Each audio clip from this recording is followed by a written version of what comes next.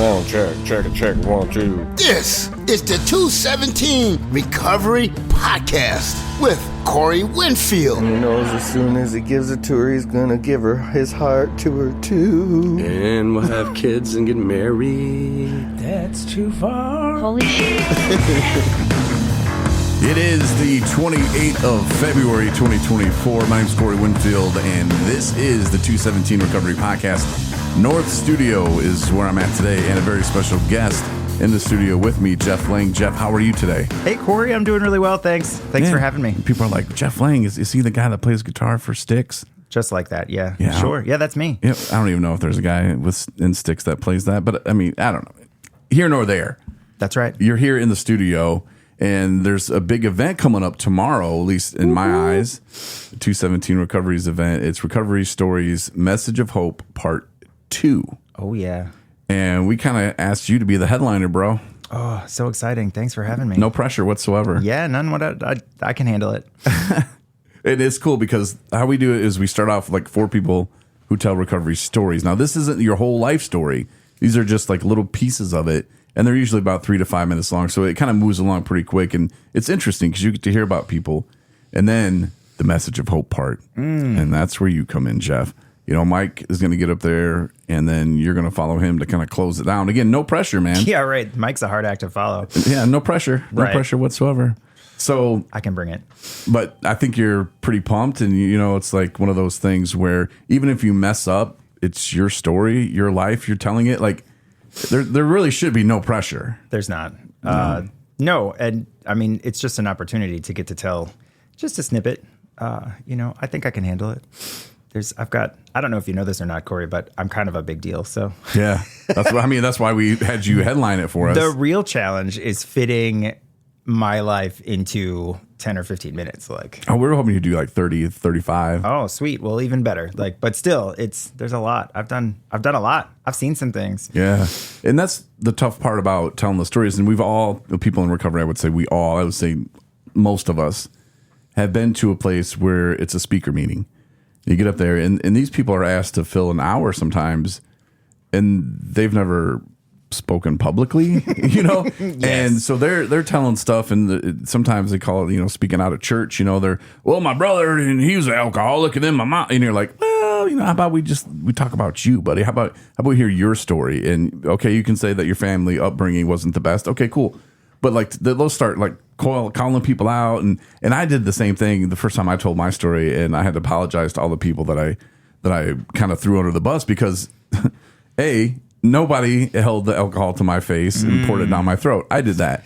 So there you go. That's who's to blame. This guy, you know, and blame the alcohol, sure, but like I was still like blaming exes and she did this, and since she drank alcohol like that was hard liquor, then I had to drink alcohol that was hard liquor, and that's what really got me messed up, you know. And I'm like, listen to it like a year or two later, and I was like, oh my God, like that is so bad. Like, And the trick is to, you know, like also keeping it focused on that message of hope, like you said, you know, not getting lost. I've heard a lot of speakers too that get lost in the like where I was and just how bad it was, and that's the thing that I try to remind myself of is that, you know, like we all know how bad it was, like because we lived it, and that doesn't necessarily you know, impact how it's affected my life. I mean, it does, but you know, you don't need to know every single detail of what I did and where I was. And I've had public speaking training, like, because again, I'm kind of a big deal. When I lived in Sydney, in Australia, like so I'm also HIV positive. And when I was diagnosed, I went through a training to become a public speaker about that. So nice. It was like I think it was like a weekend that we did, a Friday, Saturday, Sunday kind of thing. And it was free, and just a way to really practice, you know, how you speak and what you say, and, you know, carrying that theme of a message, like, and not getting lost. And I do that. Yeah, no. And it's easy. It's amazing.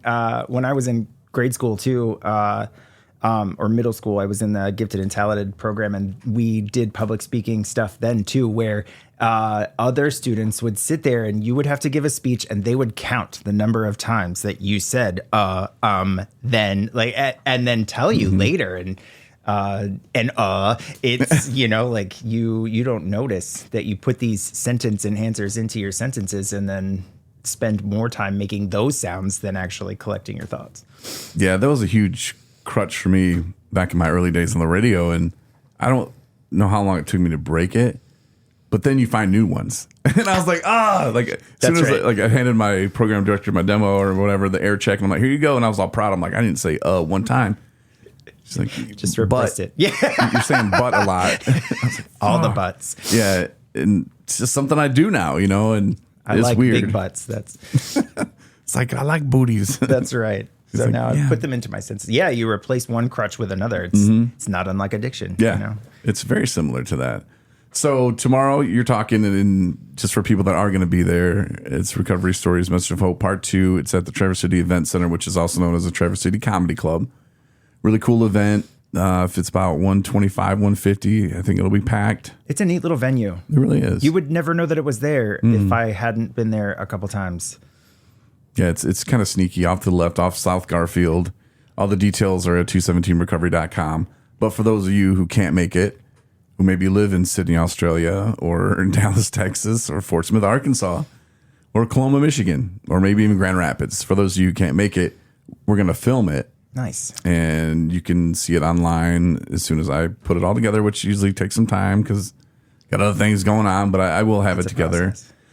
We did the last one last October, and I just got it completed, the whole thing, like a month ago. So that's, it's progress, not perfection. Yeah, because we have 4 cameras that are shooting it. So you got to kind of put it together. And then the last time, and you know what, the first event, I wasn't as nervous. And I was even doing a story, but talking in front of people, that I actually like that. So that wasn't concerning. But now I have expectations of how this one should go. Oh. Because last time, there's a bar. Like Mary jumps on the stage because I guess she didn't know there were stairs. So she just climbs up from the side. I'm like, what is she doing? And she refuses to sit in the chair or use the chair. So she pushes the chair away and then stands off to the side. And the microphone just had this shadow right on her face. Oh, yeah. It was like, is that a microphone shadow? Right on her face the whole time? And I'm trying to cut cameras, and one of our cameras is kind of a long shot, and people keep walking in front of it. So then you have to edit it out to where okay, that doesn't happen. But then you cut to the other end, there's a big shadow on Mary's face. And I was like, Now though, those are things that you'll be able to do beforehand. Mention to the speakers as you're talking. Don't do this, don't do that. Hey, by the way, and you've got a microphone shadow on your face. The other guy had a life vest, not a life vest. He was he was up there hoping he wouldn't drown. But he had a little jacket on. You know what I'm saying? I don't know what they're called. Reflective jacket? I don't know, but he kept moving. He came straight from the construction site. I don't even know what they're called, man. That Michael J. Fox used to wear, or he wore on Back to the Future. Yeah, whatever. Just has reflection, so that if you are gonna get run over, just in case, cop cars. That's not what he was wearing, man. Just people know the orange one that he wore. Yeah, I don't know, whatever they're called. That's what he was wearing. And we have little mics that we pin on people, and he kept moving, and it was just. He's telling the story, like yours.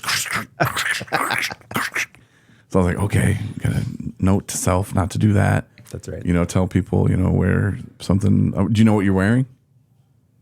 Clothes. Okay, cool. So the clothes that you wear. Yeah, not noisy clothes. Good to know. And other than that, I think it should be pretty good, though. I know a lot of people are going to be there. The expectations are super high for this one. I'm excited. For me. I really am. I think I love hearing other people's stories as well, and getting to be a part. One of the best things about getting clean and being in recovery is getting more active in the community and meeting these amazing people. We all have so many skills and talents, and and we were just wasting those away. Interactive addiction. Isn't that crazy? Yeah. And you think, how old are you, Jeff? 41.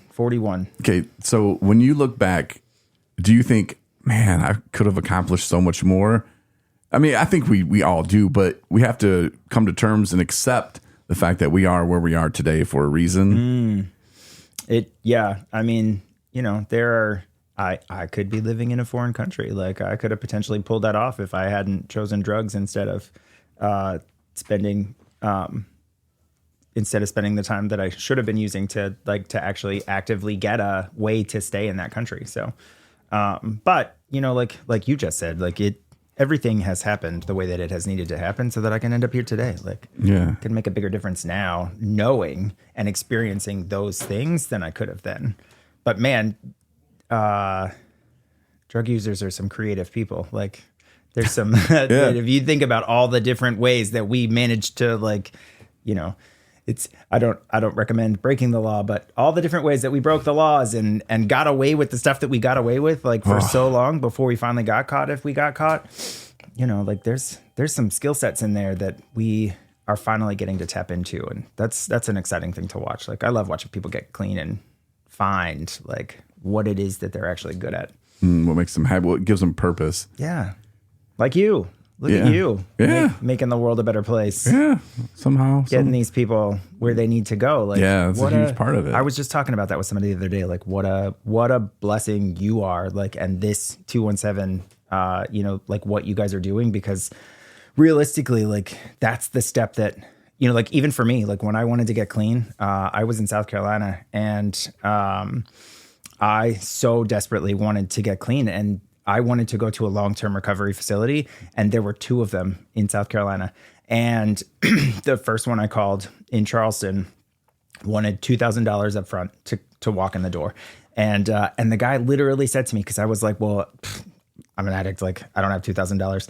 And he literally said, can't you borrow that from someone? And I was like, do you know how addiction works? Like if I had $2,000 right now, we would not be on the phone. Like I would have $2,000 worth of drugs right here next to me. Like, and then the second place I called, you know, they wanted like $1,400.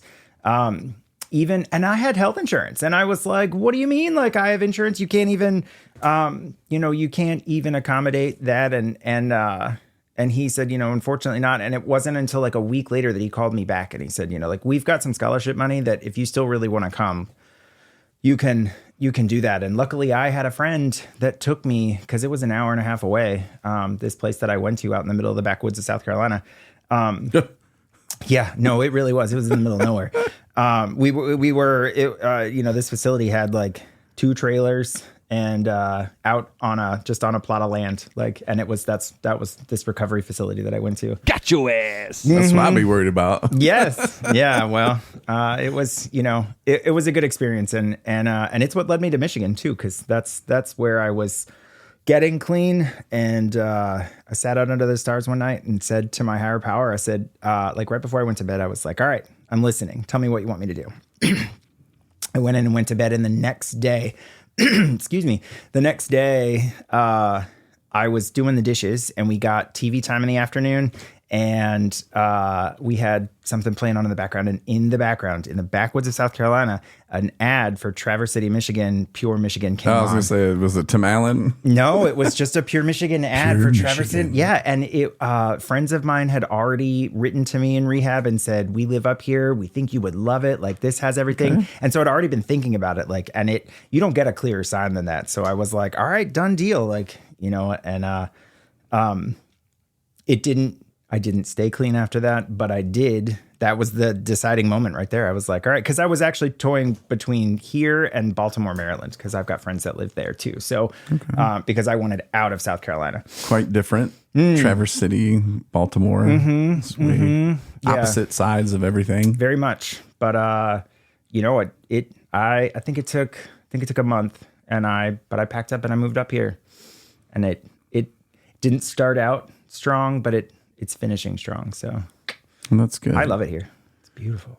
Yeah. You mentioned earlier being, you know, a part of the community and stuff like that. And you're being a part of the community. You're all the things. El Presidente of the fan Traverse City chapter. How's that work? What is that about? Families Against Narcotics, which is a name that we're maybe changing just to fan. What I heard. You know, we're still getting our footing. So the organization started in 2018. Judge Cooney saw a need with the number of drug arrests and cases that were coming in across his desk. And so they started something to help people struggling with substance use disorder find resources within the community, and not just the people struggling with substance use disorder, but actually their families, because realistically, like it takes a village, like to get these people clean. You know, they've done that rat study, like where they gave the rats cocaine, but the rats that had a village or like had Rat friends Park. and stuff. Yeah. Rat Park, you know, like they found that all they really needed was friends and family to hang out with. Like, and so this is about helping the families. And, you know, it started to build some momentum, and then COVID happened. And like some of the things that, you know, that we're meeting in person, everything went virtual, and that didn't really necessarily work. So we're trying to figure out what who we are and what we're doing. But we're getting some momentum again. We just found out that the opioid consortium is going to give us $3,000. Nice. So yeah, so now we've got some money. So we just had to figure out what to do with that money. So we were doing forums every month. We were trying some things, and we didn't have a lot of consistency. So this year we're going to work on that. 4 forums this year. Making sure that those forums have content related to the families. You know, this upcoming one in April, I believe it's April 7th. We've moved the time to an earlier time so it's more accommodating to families, because I think 7 o'clock, you know, I don't have kids, but were I to, that's like a time that you want them to be winding down, like not coming in. So moving the meeting to an earlier time. We have a speaker that's coming who is going to talk about her experience as the parent of someone who is struggling with substance use disorder, and how that has affected her and where she's going. And then we're going to try to get another speaker who is someone who is recovering from substance use disorder and has a family, and the dynamic that that's created, and how they've become successful, you know, after addiction, or as they're starting to get reacclimated into life. So I'm really hopeful. Like, I think there's a lot that we can do for this community. And I think that there's a lot of people competing for resources too. And I want to try to work away from that and get us to work together. Like, we're all working for the same cause. I'd say 98% of us work together well. Good. And, you know, like I'm on the advisory board for FAN, and I'm there just to say we need to do stuff together. Like, Mitchell's like, aren't you on the advisory board? I'm like, I'm just going to advise them to do stuff with us. That's right. Because we're about doing things, and we have a staff of 5. Like, we can't do it all. No. You know, FAN, there's not like hundreds of members, you know, so it's like, when you need other people, you know, reach out, come together, do it together, you know, like, why not? It's the same cause. We're trying to help people. Families or the people that are struggling, they all need help. That's right. And that's kind of like what you said about the family members. Like, people don't realize that they're going through it too. You know, I don't have kids either. I do have one on the way though. That's right. But when he gets here, you know, like I'm going to have a whole different life. My whole life as it is now will not exist. I will not care what I listen to in the morning. I will not care what I listen to on the way home. It'll probably be like, da, da, da, da, da, da. And I'll be 100% happy with that. But things will change, and my view on things will change, and I will be more protective. And, you know, if something happens, I want to make sure that he has the best options available. And there's no book on that, you know. There are tons of books on it, but there are so many people that are absolutely different, and what works for one person is not going to work for another. And how one mother or father reacts isn't going to be the right way for another one to react, you know. And it's such a tricky thing. And then the whole line that I see a lot of people have problems with is am I enabling, you know, and but they're going to die if I don't help them, you know. So I need to do this, and I tried this and I tried that, and it's so frustrating. And to be able to talk to other parents, to listen and hear some other ways people have tried it and it didn't or did work, you know, and maybe they can take that in and do it as they see fit for their situation and their family. But it's tough, but to know that there's support out there, and we don't have to hide in the basement of churches anymore. And there are some people that still like, no, I don't want anyone to know, and that's cool, whatever, man. But the whole recovery out loud thing, I think is a huge thing, to let people know, like, hey, I'm in recovery, and there's nothing wrong with me changing my life for the better. That's right. I'm not ashamed of that. You know, that was one of my biggest fears too, getting clean, especially in South Carolina. So I have a brother who also struggles with substance use disorder. He's actually incarcerated right now in South Carolina. I'm trying to get him up here because there just are no resources down there, and they don't protect people's rights in the South. So, but I was afraid to go to anything like Narcotics Anonymous because I didn't want people to see me as an addict because I was afraid they were going to lump me in the same category as him. And while we both struggle with substance use disorder, our struggle is different. And, he has stolen from the family and burned all the bridges and really had a tough time go of it. And not that I didn't towards the end, but I didn't want those assumptions to be associated with me initially. And there's a lot of my drive as well to learn how to be a better brother and a more supportive family member.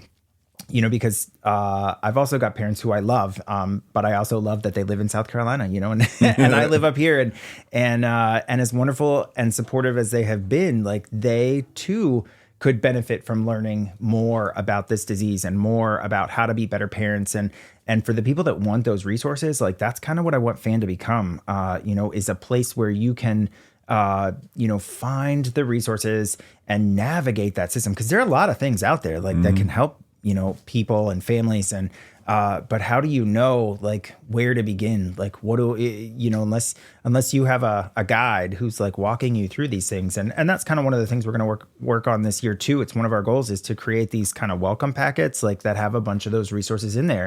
And it tells you like, if this is what you need for, if your family member is struggling kind of with these specific things, like this is who you can go to. Like you can go to ATS or you can call 217 and they'll come get you and they'll take you to a facility. Like, but, even as a person struggling with substance use disorder, like navigating recovery resources, like is challenging. Like you're, in the midst of using drugs and doing all the things that addicts do. Like it can be a really daunting system to approach. And I think, in my mind, I'm hoping that this can become a way to better navigate that system, find all these resources that we have here in the community that are working together and help link them to each other, like so that we have a guide, if you will, on like how to be a supportive family member, like how to be what that even looks like, And the family members, sometimes you mentioned similar something to what I'm about to say, is they feel like they've failed as parents almost. And they don't want to let everybody know like, hey, little Jimmy's struggling, because that makes me look like a bad parent and I didn't know what I was doing. So let's just not show up to that because I can't. Because if they see my car there, then there'll be some questions and I don't want to answer them. So I'm just going to not do it. And I'll listen to my cousin Barb, who had a kid who died already or whatever, like they'll listen to somebody who doesn't really have the best advice for them in their situation either. And they'll just keep going along their way. And then bad things will happen for them. That is a real thing. And even with us, we have the 217 Recovery Center here, and we had a Gamblers Anonymous meeting here. Nice. Or not a Gamblers Anonymous meeting, because they were like, we're going to give us money. And I was like, yeah, we're not trying to do that. So we had like a gambling support meeting, and some people came, but they didn't want to be lumped in with the drunks and the junkies. Right. So it was like, like for real? I remember I sat in a meeting at rehab where someone sat across the table from me and was like, well, at least I don't stick needles in my arms. And I was like, yeah, but I have all my teeth. Like, pick your battles, Mr. Man. Yeah. And detoxing from alcohol is way worse than detoxing from some other drugs, like, or can be like, and deadly. But those barriers exist. It's funny how people cling on to their like, well, I go to AA, not NA. Like, at least I'm not a gambler. Like, yeah, it's so crazy. And I was talking to a woman downstate over the weekend, and she was telling me, it was comical because I did call the 800 number on the gambling thing, and it's like the little bitty tiny little number you see at the bottom of commercials, and call this if you have a gambling problem. And Michigan, boy, we're all on that, man. We're all about helping people. Yo ass. Yeah. So you call that number here in Michigan, and it takes you to a place where if you want help immediately, you're not going to get it. They're going to tell you that they're going to hook you up with a counselor, and they're going to call you back. How long does it? Got your ass. How long does that take? Do they call you back? I don't know. It could take a while. So I said, well, I need help now. I'm having issues. And she's like, okay, well, hold on. Let me put you through. Okay, well, we're going to get you. And I had to kind of come clean. So I'm like, look, lady, there's a crayon out there. We're trying to apply for it. I'm just calling this number because they keep saying we have to have this number in there, and I want to know what happens when I call the number. Yeah. He's like, well, this is what happens. I said, okay, so what if I want to go to inpatient treatment? And she's like, oh, well, in Michigan, she's like, there is one place. I said, okay, there's one place in Michigan. Yep, it's for men only. I said, okay, 55 and older. But okay, Wow. but I have a gambling problem though. Yeah, well, we'll get someone to call you back. Oh, What? You know how many, Jeff, millions and billions dollars like the state profited, like took home, like, you know, when you get your check and then they take out all money and then send it to wherever. 1.3 billion. wow. And out of that, they already gave the schools $1 million. I was like, Yeah. oh shit, really? $1 million? Woo! Yeah, and they were right. like proud about it. That's the most we've ever given back to schools. I'm like, wait, out of 1.3 billion, you gave $1 million. That's so generous. Of Wow, them. Right. that's freaking sweet. Thanks. There's a lot of room for improvement in a lot of areas. Yeah. And that's you know, like, how do you, it's hard to quantify gambling, you know, like, I mean, I guess it's not, because when you don't have anything left because you've gambled it all away, like, that's what addiction feels like. Yes, it is. But you're right. It's so similar.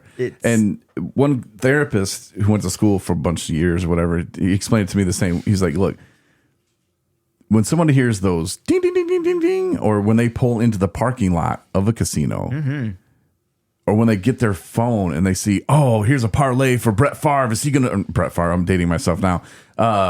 Who's Patrick Mahomes? You know, is he going to throw 3 touchdowns and run for 10 yards? You know, bet this now. And they get that same, like when I would hear that receipt printing out at the liquor store. Yeah, like I would get that, like that. It was the beginning before I even took the drink. You know, so it's the same thing for them. The same triggers are going through their mind. And it takes it over the same way. You know, we use a substance, and that in some way makes it easier for us because we can blame the alcohol, we can blame the drugs. You know, for them, it's just like, you're bad people, you gamble, you're horrible, you bad person, you lost the house, piece of shit. Yeah. Why do you do that? Don't do that. Well, I went to the conference last year, and the guy was explaining it like, those people find it even hard when they do lose because they want to win it all back for the family. They don't want to win it for themselves. They want to win it to buy their husband. I want to buy the house. I want to pay it off. Right. I want to put my son through college. I want to buy him a new car. I want to give him those things. It's not even for them. Yeah. They're not like, I want to win it so I can take a cruise. No.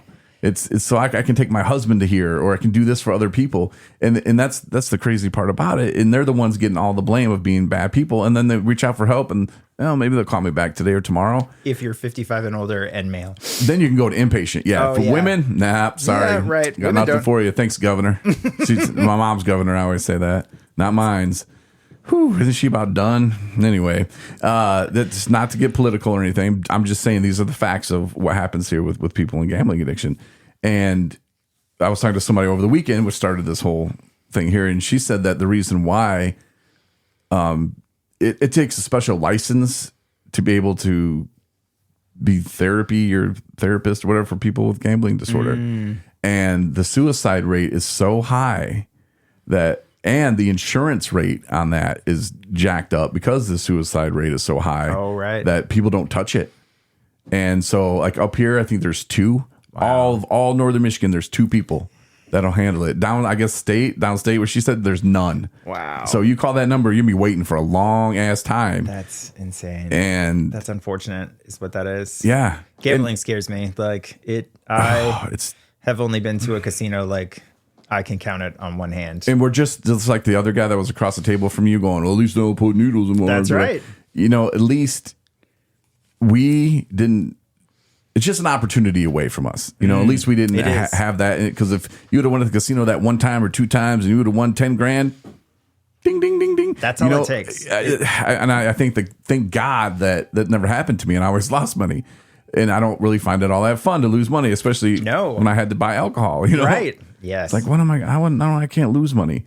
But for those people that get tricked into it, and it's just a fun game, and it's acceptable. It sounds real familiar, doesn't it? Drink up. That's right. Just drink responsibly. It's your Yes. fault. It's your fault. Gamble drink responsibly. responsibly. They've even stole from the alcohol little scam that they have going on. Drink responsibly. Gamble responsibly. Have you noticed? Okay, what does that even mean? Have you watch TV? I'm sure Netflix, whatever. Like, have you noticed the increase in smoking in TV shows. Watch it. Look at what every show that I watch now has They're more smoking. cigarettes. And Yeah. you know why? Because vaping is so popular right now. Like, I think that they have really amped up every show that I watch. Like, and now that I'm paying attention to it, like, it is literally, we're watching Tokyo Vice right now, like, which is really good. Every single scene, there is someone with a cigarette in their hand smoking. Like, Did you smoke? I used to for So- a little while, off and on. I smoked for, I don't know, 15 years, maybe more. And even to this day, if I'm watching a movie and like you just said, here they are smoking, I get the urge to smoke. Oh yeah, I would. If they're drinking, I don't. I have no like, No. ooh, I want to go drink that. But when they smoke, when they light up, I always find myself grabbing my vape because I'm like, yeah, I need to smoke a cigarette. Even though I know it tastes like shit. Yes. And I always I've ask had that. myself, like, how did you I don't even know. How did you smoke for all those years, man? Like you smelled like that. Yeah. Well, because you can't smell it No. when you're in it. Like you really, your nose doesn't smell it, and it, you know, like, and I get that same thing too, which is what they want. Like that's exactly why I think. So I was doing some research to read a little bit about it, and it says that, and what I read was that big tobacco isn't as regulated in streaming services. Like it's a lot harder to regulate that, and so now that we're all watching streaming services, like that's why it's back in, and I keep making excuses. I'm like, oh yeah, well, this is set in Japan. Like there's a huge smoking culture in Asian countries, or this show is set in the 1940s. Like everyone smoked back then. But one of the articles that I was reading actually said that there were less people smoking in those time periods, like early 1900s, where we all assumed that they were all smoking, like than they actually are today, like or were a couple years ago. It's not as popular as it was, but get ready, here it comes. Like, Can you believe our grandparents used to go into restaurants and eat their meal with a cigarette there? my great uncle died of lung cancer, but he had so many Marlboro points that he could fly around the couldn't buy a country. new lung. Yeah, like but that's one of the things. That's one of the only things I know about him is that he had this insane amount of Marlboro points. I just got an idea, and I'm just going to tell you my other ideas people have used them, that they've come true. But what if we started selling cigarettes that ruins people's lungs, but we'll have some really smart people make like lungs. And so with 10,000 packs, you get a free lung. Don't think that's not happening already. Like, Because I mean, how much is it? Especially with the 3D printers, They're just you can 3D make a print lung a in lung. nothing, right? Yeah, Just bam, bam, bam. Just get some smart people figured out for us. There we go. And we'll pay them handsomely. But like, there you go. kickbacks. You're welcome, America. It's Jeff and You heard Corey, it here, right here today. Governor and Lieutenant Governor of Michigan. Next election, vote for us. Making lungs. I've been looking for another person. And we'll just take turns. Which, like, one week you'll be governor, and next week I'll be governor, and we'll just flip back and forth. We'll really confuse them. Like, There you go. Nothing says we can't do that. That's because we're right. addicts. Yeah. We're former addicts, and we know the loopholes, and we'll push it right to the All of edge and just keep going with it. So true. So now that we're rich, what do you want to do with it? Buy some lungs. What even is rich today? Yeah, seriously. Now we can start buying like other stuff, I guess. Yes, because that's what America's all about, is buying stuff. Buying stuff. Consumerism. What I like about it now is I can live comfortable and I don't have to look at my bank account every day.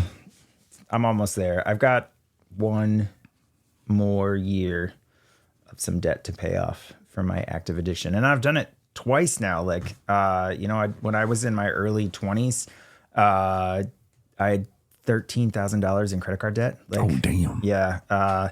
They just kept giving me credit cards and I just kept using them. I love how this game works. I know, and yeah, except then they wanted their money back, and that was before I was thinking about this the other day, like, because that was before they've passed some legislation where those credit card companies can't harass you. Like, they used to call me and tell me that they were going to come to my house and arrest me if I my didn't pay goodness. my debts. Like, and I was just, like early 20s, and I was terrified. I was like, oh my God, these people are going to come to my house and arrest me. Like, can they do that? No, they can't. But it took, I think, 4 years, and I zeroed out that debt, like, because you can do it. And that's kind of where I'm at now. Like, I'm rebuilding and I racked up some credit card debt, did some shady things to get some money really quick. And now I'm trying to pay all those debts off. So I got one more year, but I'm getting a lot closer to that. if the cost of things would just stop going up, like then, you know, Be a lot easier, but it'll feel so good. it already does. It already, You get to that point, like you can see the even end of being it this now. close where I can, Yeah. I can see an end. Yes, it's such a relief to know that, you know, like that and an accomplishment. Like I feel really good about myself that I was able to do that. Especially because I'm not in a relationship, like, so I have to do it all by myself, like, which isn't propped up as often as it needs to be. Like this society is built on having two people. A dual income is definitely preferred. I would like to sign up for those. You know, where do I sign up for a dual income? Like, I don't necessarily need a partner, but I would love to have someone else's income in my life, please. And I've been fortunate enough to have a roommate. Luckily, I'm as close as I've ever been to having a dual income, which is probably why life is getting a little bit easier. Like someone to share the cost with, but accomplishing all that stuff, like it's huge. Could be on a dating game. Yeah, yes. You probably haven't had a date at this age yet, Corey. It's it's an extra special experience out there in northern Michigan. Let me tell you.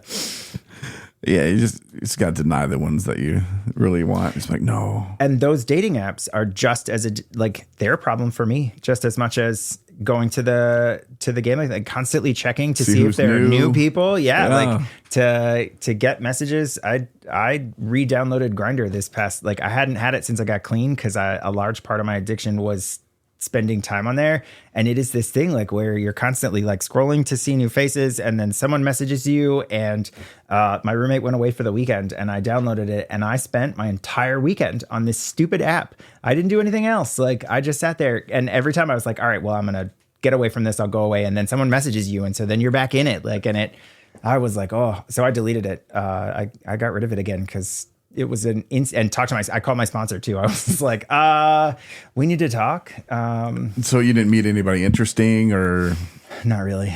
There were a couple of conversations that were okay, but it's one of the challenges with Grindr specifically, in my personal opinion, is especially when you get into a smaller community like this, there are a lot of people on there for different reasons. And generally speaking, in a large city, when I used it in Sydney, like you've got all these people within 1,000 feet of you, like which is super close, and everybody's there to hook up. Like, but when you get out here, like you've got people who are trying to like explore their sexuality, or who don't know, like what they even want to do. Like, and so there's these blank profiles. You don't even know who you're talking to. Like, there are people on there who just want to, like for me, I've gotten clean.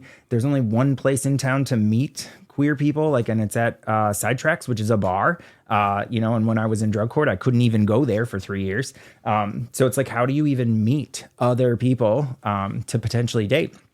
And so you've got all these people on there for all these different reasons, like, and it's a lot of muddy water to navigate through to try to just have like a decent conversation, or to have, like whatever it is that you want to do. Like there's too many things and not enough people on there to make it all one place. But there's no perfect app for that. No, even if you create one, I was just thinking like, it's farmer, because there's farmers or whatever, farmers only, or whatever. There just aren't enough people up here to be on it. And even if you did, somebody asshole will get on there and screw it all up. Or that's right. People playing games, like you said, those people that don't know, not that they're playing games, but well, some of them are, but some of them, they don't know what they want, blah, blah, blah. And you're like, look, I'm not trying to waste my time. I just want to find someone I can hang out with, someone I like, someone I can fall in love with. That's it. To not even be able to hit the ground running with that, it's got to be tough. And to go to a bar to meet them, like, come on now. Like, that's right. And I'm really good at attracting a few things. Someone who is already in a relationship, which no shade on that, like, is fine, but I don't want to be someone's third. I want to be someone's only. And also people who are going to move away like thousands of miles within like a week. The number of people that I've met that have been attracted to that are like, oh, but I'm moving to California tomorrow. Like, womp womp.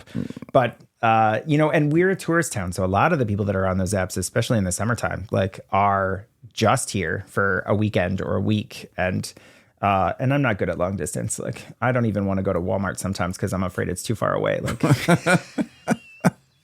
You know, I was just gonna say, have you looked at other cities? Because you never know. But yeah, that's No. not a thing. And I'm not moving. I've moved across the world. I've moved across the country because I lived in California. I moved from South Carolina to California. I moved back from California to South Carolina. I moved to Michigan. I'm not interested in moving anymore. I'll just be single forever if I need to. But I'm staying here. Someone's everything gonna happens come to me. That's right. for a reason. Everything it happens at the time it's supposed to. That's right. You know, like when I met Marnie, it was, and I tried to push her away, and then she was like, "No." But Marnie was everything I was asking God for. I was like, God, I want a woman that's going to love me like I love her. I want this. I want her to be good. You know this. And then Marnie falls in my lap pretty much. Well, not like that, but I'm just saying, you know, like, yeah. But then I'm like, no. And then like God was like, no, like that's what you've been praying for. Here you go. And then you deny it because what, you're going to screw it up, you know? Like, come on, man. You got to have faith. But sometimes he'll put people in your life right when they need to be. I'm better for society when I'm single. I've already decided that. I've done some really amazing stuff. And it's funny because that story that you tell, I met my best friend in Sydney that same way. She said a prayer, made a list of how she wanted this perfect guy. And the next night, she met me on the dance floor at a bar, and we have been best friends ever since. I was just back in Australia this time last year, and I love her dearly. Her name is Myra, but she told me because she told me this a couple weeks later, like after we started getting really close. She's like, "Oh my God, like I asked for the perfect man. I just forgot to specify that I needed him to be straight, like, and so instead she got me. Yeah. You know, like and we are soulmates. Like she's just so amazing. Like, and so you're right. Like it does, you know, and I am certainly not complaining, like, because even though I have been single most of my life, I have done and seen that someday I need to write a book. Like I just need someone to come in and do that for me. Cause that's not going to be me, but, I have some stories to tell. Like, and again, I'm excited to share some of that tomorrow night.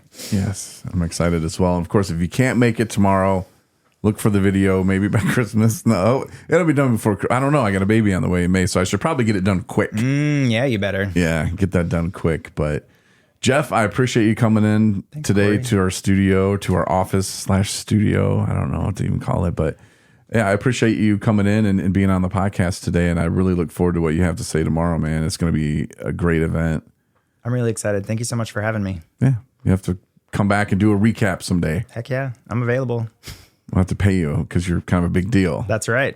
Yeah, I am. I'll Thanks, bring Jeff. your listeners. Thank you. Please do. Thanks for listening to the 217 Recovery Podcast. Win a bunch of free shit from 217 Recovery. Go to the app or the website, 217recovery.com.